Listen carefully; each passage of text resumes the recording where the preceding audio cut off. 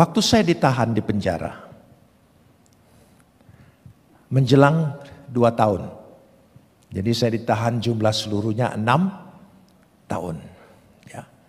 Waktu 2 tahun ditahan, saya lewat kelompok pemimpin-pemimpin gereja, pemerintah mendekati saya. Dan akhirnya supaya ditemukan solusi. Begini, kamu cabut saja kesaksian kamu. Ya, cabut semua, kamu bebas. Bahkan disekolahkan ke luar negeri. Gereja sudah kami hubungi, siap untuk menyekolahkan engkau di luar negeri. Tapi tarik dulu perkataan-perkataanmu, ya, tentang perbandinganmu, tarik dulu.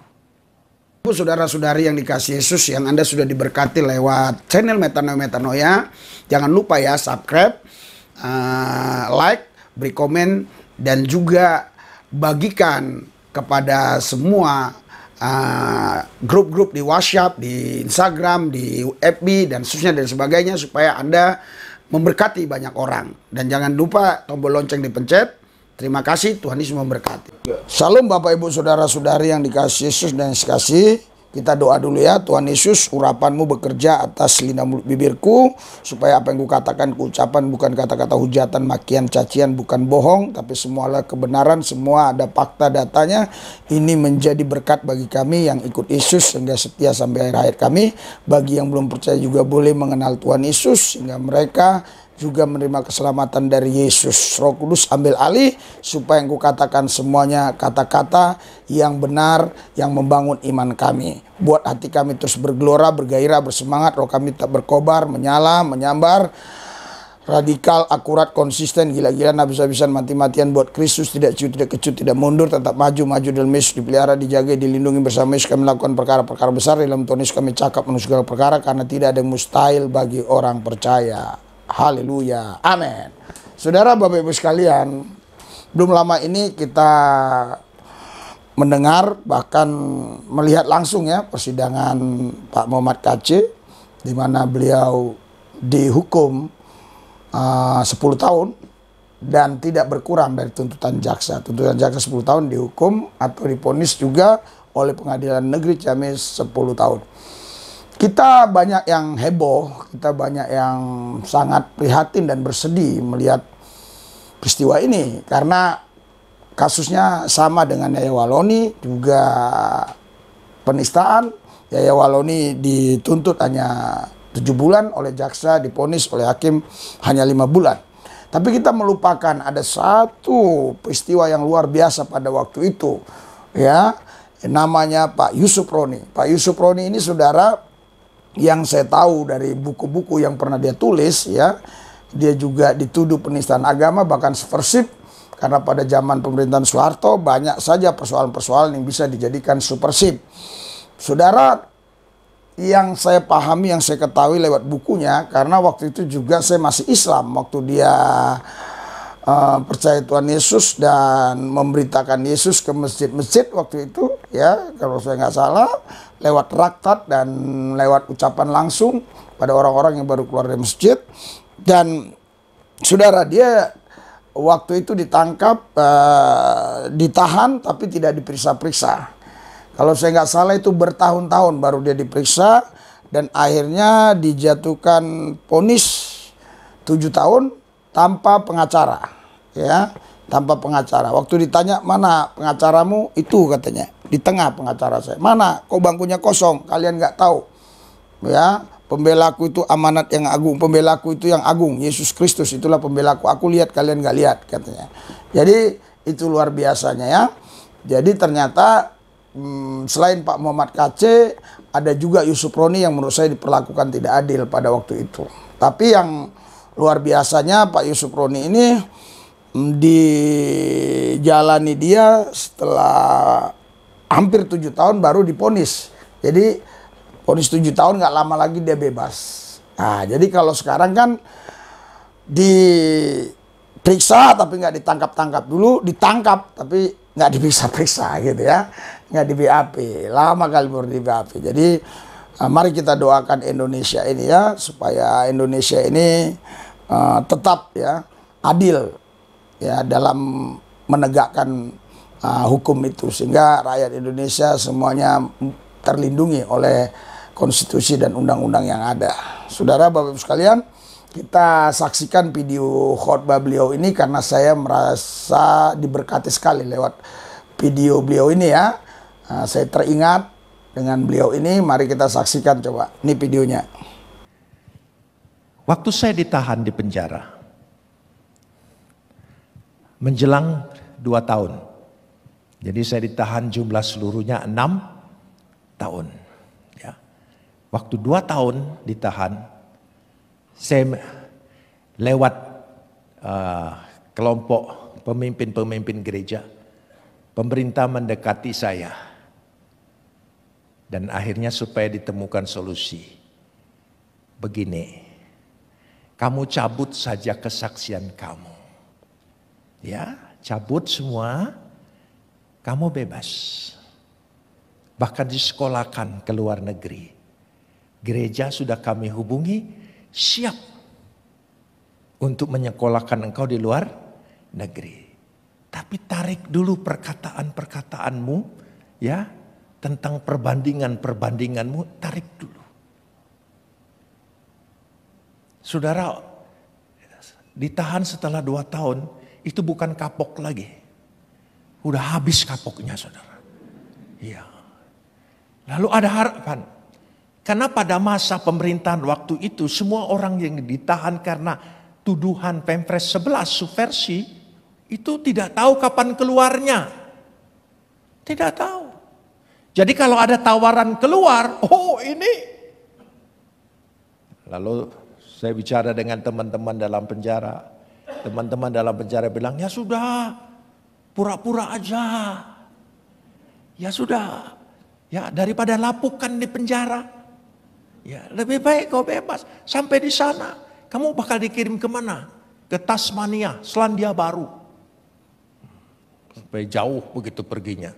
Ya sekolahnya supaya jauh-jauh. Ya, gereja sudah memfasilitasi. Ya, tiket sudah disiapkan, paspor disiapkan. Godaan. Akhirnya, oke, saya bilang, mungkin ini jalan Tuhan. Mungkin jalan Tuhan. Jadi kami mempersiapkan foto paspor segala macam. Ya karena itu oleh penguasa, semua gerak cepat, 1 hari selesai. Sudah. Nanti akan ada tim yang membuat pernyataan, tanda tangan, engkau mencabut semua. Malam itu saya tidak bisa tidur. Karena membayangkan bebas. Ya, tapi hati kecil selalu berbisik. Barang siapa menyangkal aku, maka aku akan menyangkal dia. Tuhan, kita kan harus cerdik seperti ular, tulus seperti merpati. Ini masalahnya politis, Tuhan. Mungkin kau nggak mengerti, di surga tidak ada hal-hal yang politis.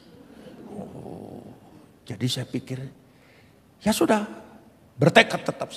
Suara hati kecil, jangan sangkal, jangan sangkal.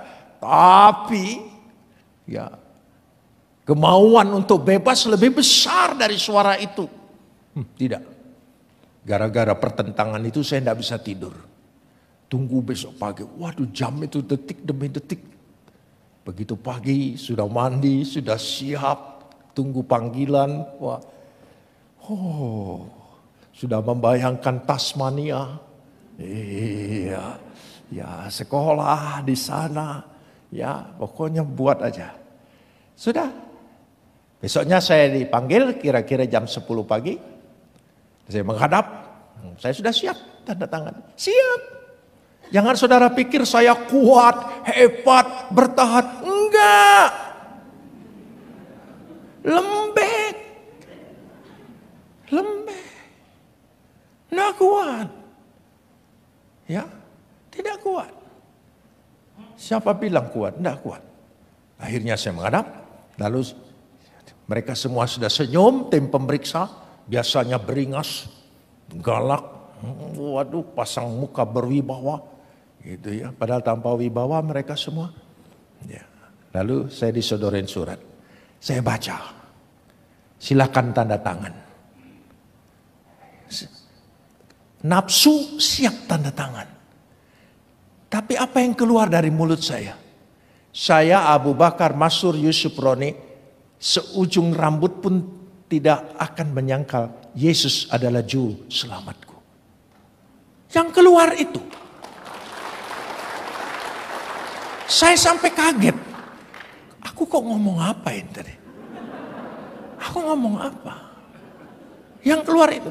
Jadi kalau engkau bertahan iman kuat itu pilihan Tuhan. Itu kekuatan Tuhan yang kekal dalam dirimu. Bukan kemampuanmu. Bukan kita hebat karena kita beriman. Kalau iman tidak diberikan kepada kita, tidak mungkin kita beriman. Iman itu karunia. Amin saudara. Karunia. Meskipun kita terseok-seok seperti ini. Itu bukan tekad-tekad iman kita. Tapi iman yang diberikan oleh Tuhan.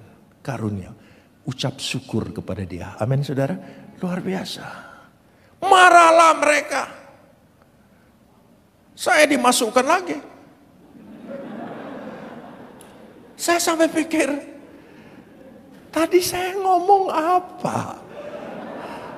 Kenapa mulut ini nggak bisa dikendalikan oleh pikiran saya? Kok yang keluar lain? Mestinya kan tadi saya Abu Bakar Masyur Yusuf Roni akan menandatangani dengan ikhlas. Tapi ternyata saya tidak akan menyangkal dia seujung rambut pun.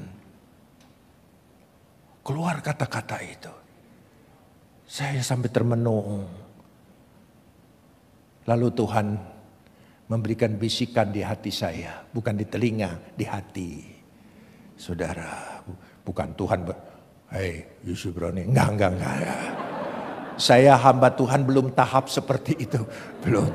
Saya hamba Tuhan yang ya biasa-biasa aja lah. Paling Tuhan kasih pikiran, mantap di hati. Diingatkan ayat, dikuatkan hati. Itu aja. Belum sampai Yusuf Roni. Ya Tuhan. Gitu. Mari kita ngopi. Belum. Pakai ngopi dengan Tuhan. Memangnya Tuhan langganan Starbucks? Ya sudah sampai di situ dulu saudara. Tuhan berbisik di hati saya. Kalau kamu bebas, ya keluar pintu penjara, ditabrak bajai, mati. Kau selamat enggak? Karena sudah menyangkal aku. Belum sampai Tasmania, Ron. Baru sadar saya, oh iya. Setelah itu masih 4 tahun lagi. Itulah kekuatan Tuhan yang Tuhan berikan. Setiap tahun Tuhan berikan. Tuhan berikan kemampuan kepada kita. Bukan kekuatan kita. Percayalah, dia setiap saat, setiap hari dia baharui terus. Amin. Karena itu berdoa dan minta Roh Kudus menguasai kita, membaharui, menguatkan kita. Amin. Itulah murid-murid mengandalkan kekuatan sendiri, tapi kekuatan Tuhan. Kita perhatikan di situ. Sehingga dengan demikian, kalau kita perhatikan baik-baik di sini, kita ingin lihat ya, kita ingin lihat bersama-sama. Yesus bangkit. Murid-muridnya sudah meninggalkan dia. Lari. Ya, putus asa, kecewa, semuanya. Kita baca dulu Yohanes pasal 20. Yohanes pasal 20 ayat 19. Yohanes pasal 20 ayat 19. Ketika hari sudah malam, hari pertama minggu itu, berkumpullah murid-murid Yesus di suatu tempat dengan pintu-pintu terkunci. Karena mereka takut pada orang-orang Yahudi. Kumpul tapi takut. Pada waktu itu datanglah Yesus dan berdiri di tengah-tengah mereka dan berkata, damai sejahtera bagi kamu. Yesus datang. Yesus menghampiri. Murid-muridnya putus asa. Murid-muridnya sudah lari. Dia tidak lari dari tanggung jawab kepada murid-muridnya. Dia datangi, dia kunjungi. Amin. Dia datang dalam kehidupan kita. Dia tidak biarkan kita sendirian. Lanjutkan ayat yang ke-20. Ya, dikatakan. Ya, ayat. Sesudah berkata demikian, ia menunjukkan apa? Tangannya dan lambungnya kepada mereka. Murid-murid itu bersukacita karena melihat Tuhan. Dia tunjukkan. Nih, bekas lukanya masih ada. Masih ada. Saudara perhatikan. Ketika saya baca ayat ini saya mikir. Dia Tuhan. Dia sanggup menghilangkan bekas-bekas paku-paku itu kan. Lobang-lobang itu. Dia sanggup pulihkan. Tapi dia biarkan. Kenapa? Untuk jadi bukti, tanda aku sudah mati dan luka-luka ini sebagai jaminan, tanda bagi kita bahwa engkau diselamatkan. Ada bukti yang nyata bahwa kita dijamin oleh dia. Dia tidak hilangkan, tidak. Untuk bukti nanti, sampai nanti bahwa kita sudah ditebus. Saya sudah ditebus, katakan. Ada buktinya. Dan kita diingatkan terus dengan perjamuanku kudus. Ada bukti, ada fakta. Tidak hanya wacana, tidak hanya sekedar janji, tidak. Keselamatan yang kita miliki di dalam Kristus Yesus adalah fakta sejarah di dalam kehidupan kita. Ada bukti yang nyata di dalam seluruh luka-luka Yesus. Amin. Iya. Dia sanggup hilangkan, tapi dia tidak hilangkan untuk menjadi bukti. Kita lanjutkan tadi ayat berapa? Ya, ayat 21. Kata Yesus sekali lagi, damai sejahtera bagi kamu seperti Bapa mengutus aku, demikian juga ya sekarang aku mengutus kamu. Kita baca lagi. Ya. Dia memberikan damai sejahtera tadi. Ya mungkin yang pertama salam. Yang kedua dia memberikan damai. Dia berikan damai itu. Ketenangan, kedamaian di dalam hidup kita, dalam hati kita. Setelah kita terima, sama seperti Bapa. Tolong sambung. Sama seperti Bapa mengutus aku. Demikian juga sekarang. Demikian juga sekarang. Artinya kita orang percaya, kita ini adalah utusan-utusan Tuhan. Utusan bukan duduk dengan tenang, diam, sekedar beragama dan beriman. Pergi. Keluar. Jangkau jiwa-jiwa. Amin. Jangan lupa itu tugas orang percaya. Yang seringkali dilupakan oleh kita. Atau kita pura-pura tidak tahu. Pura-pura tidak ingat. Aku belum dengar itu. Jangan ngotai diri sendiri, saudara ya. Kita harus sungguh-sungguh tahu. Kita ini utusan. Kita bukan sekedar beragama, jadi murid, mendengar firman Tuhan setiap minggu ibadah. Itu tidak salah, itu memang betul. Tapi tidak sampai di situ, tidak sampai di situ. Seorang diangkat duta besar. Dia pergi tidak ke negeri yang diutus? Pergi. Kalau dia tidak pergi itu bukan duta besar. Dia pergi. Saudara kita utusan? Saudara utusan? Pergi. Keluar. Kabarkan. Sebarkan. Berita. Cari jiwa. Amin. Cari jiwa. Jangan saudara pikir, aku bukan penginjil. Itu ayat yang kita baca lagi. Ya. Sama seperti Bapa mengutus aku, demikian juga sekarang aku mengutus penginjil-penginjil, khusus petugas-petugas gereja, pendeta-pendeta gereja. Jangan manipulasi ayat ya. Ayatnya bunyi apa? Aku mengutus kamu. Artinya jamak. Banyak, semua ini diutus. Menangkan kota Palembang bagi Tuhan. Amin saudara. Ya. Ayat 22, kita lanjutkan. Ya, lanjutkan. Dan sesudah berkata demikian, apa? Ia menghambusi mereka dan berkata, terimalah Roh Kudus. Jadi kekuatan kita Roh Kudus tinggal dalam diri kita. Dia sanggup mengurapi kita, dia sanggup memampukan kita, dia memberikan karunia-karunia kepada kita, melengkapi kita dengan karunia-karunia-Nya, itulah Roh Kudus. Ya. Pribadi Tuhan itu sendiri diutus ke dalam diri kita, menyertai kita. Amin. Dahsyat, tidak sendirian diutus. Dengan wewenang, dengan kekuasaan. Duta besar diutus, dia punya wewenang dari negeri yang diutusnya. Kekuasaannya penuh di negeri orang lain itu sebagaimana kekuasaan bangsa dan negara yang mengutus dia. Penuh. Lewat Roh Kudus kita menerima kekuasaan penuh. Amin, saudara. Wah, kita diutus. Jangan takut. Yang penting sampaikan, kabarkan, beritakan. Selesai. Amin. Urus orang percaya atau tidak, itu Tuhan punya hak. Tuhan. Kita lanjutkan lagi setelah mengembuskan Roh Kudus. Ayat 23. Ya, ayat 23. Jikalau kamu mengampuni dosa orang, dosanya diampuni. Dan jikalau kamu menyatakan dosa orang tetap ada, dosanya tetap ada. Dahsyat kekuasaannya. Dahsyat. Utusan itu punya kekuasaan lewat Roh Kudus. Hebat, saudara. Saudara bisa membebaskan orang, melepaskan orang, menolong orang, menyehatkan orang, membalut orang. Amin. Amin. Ya. Umur saya sebentar lagi 75. 75 ya, Ma? Hampir lupa saya. Ya. Setiap bulan saya pergi ke desa-desa.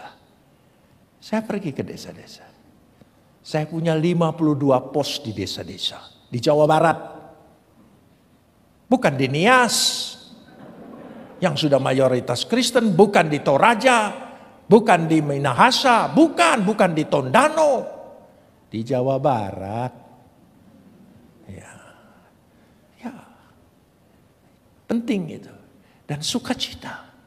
Luar biasa. Tuhan tolong berbagai cara. Berbagai cara.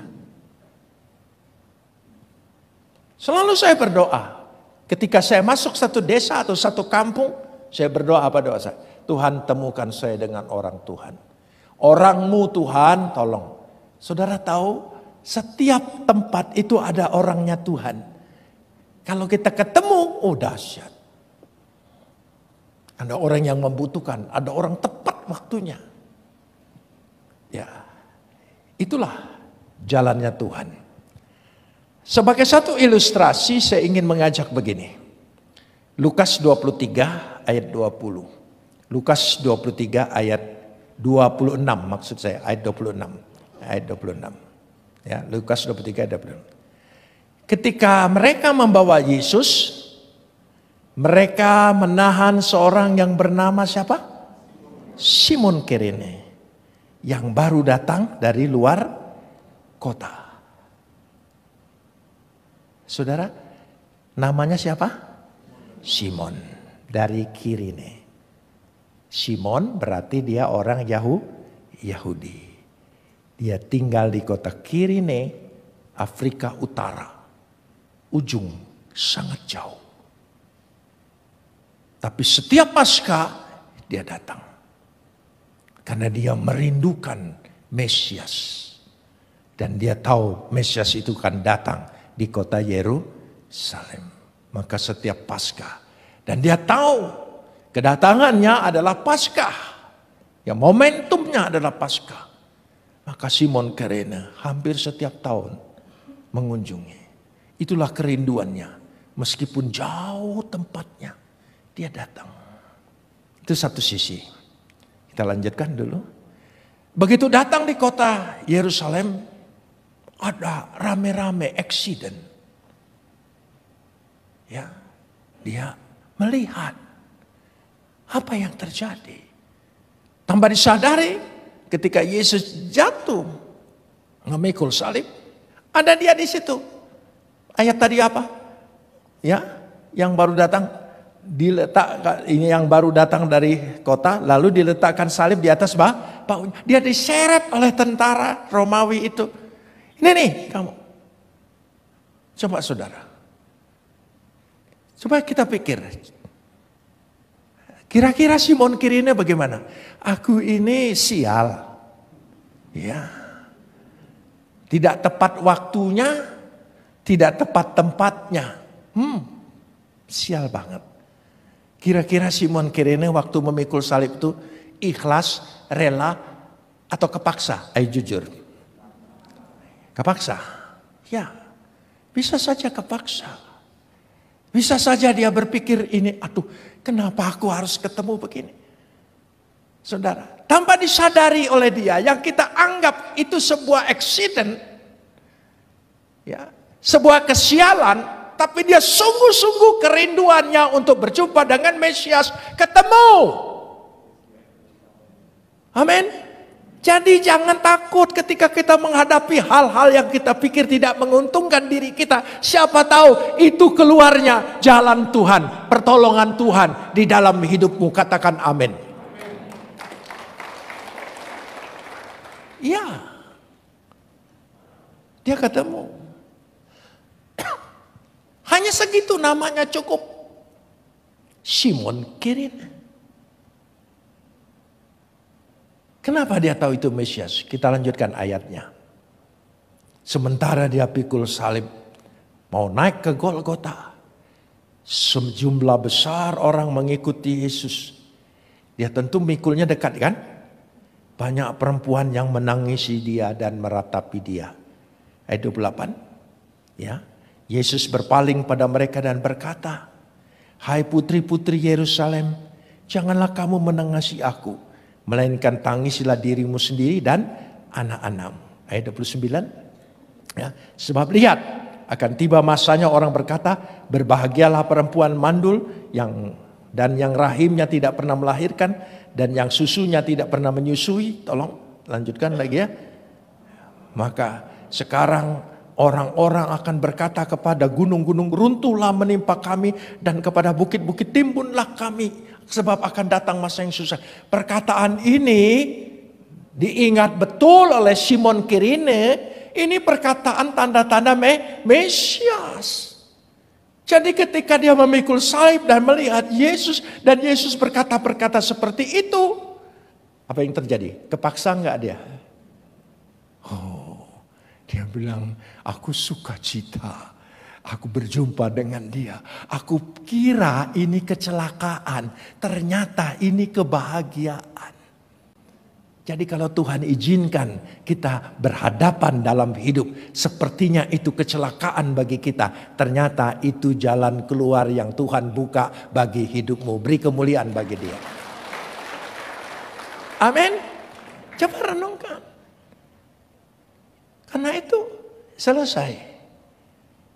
Artinya terpenuhi kerinduan Simon Kirene. Terpenuhi.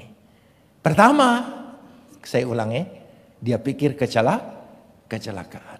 Tapi setelah dia mendengar perkataan-perkataan Yesus yang keluar dari mulut Yesus, dia tahu ini perkataan seorang Mesias. Karena dia namanya Simon, orang Yahudi, taat, tentu pembaca firman, dia mengingat betul.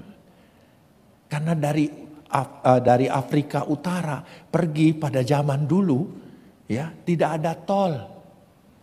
Ya, naik onta. Naik onta itu jangankan saudara pikir 1 kilo, 10 kilo. 1 kilo aja pinggangmu sudah rengkok. Copot semua saudara. Karena dia tidak jalannya, karena dia jalannya joget. Nah kita harus ngikutin. Ketika kita naik onta, kita suka nahan diri kan? Nahan, nggak ikutin dia. Tambah di situ sakitnya. Makanya nanti kalau pergi ke Israel atau kemana, ke Mesir seumpamanya naik ke Gunung Sinai. Saudara kalau naik onta, ya jangan sembarang naik. Naik pilih dulu yang agak longgar. Ya, jangan yang sempit, nanti kejepit saudara begini ya. Nah, gitu. Jadi naik yang longgar, jadi saudara bisa pegang dan jangan nahan ketika dia goyang ke depan. Dan goyang ke belakang. Ikutin iramanya. Nikmat sampai 10 kilo.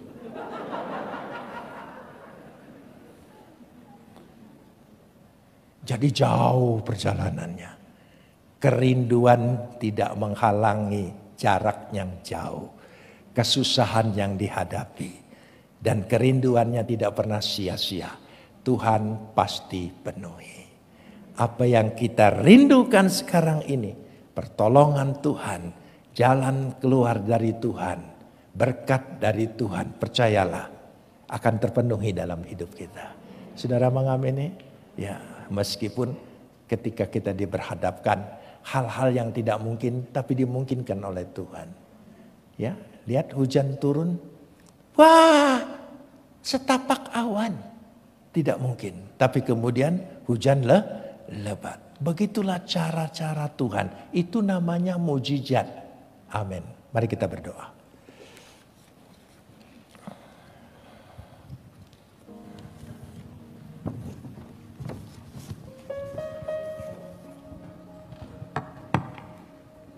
Nah, kita sudah tadi lihat dan dengar apa yang dikatakan oleh Usop Roni. Mari kita tutup mata kita, tundukkan kepala, kita doa. Tuhan Yesus, urapi kami supaya kebenaran yang kami terima tadi itu menjadi berkat, memicu kami untuk kami terus cinta Yesus, mengasihi Tuhan Yesus. Terima kasih Tuhan, dalam Yesus Tuhan yang kudus kami berdoa. Haleluya. Amin.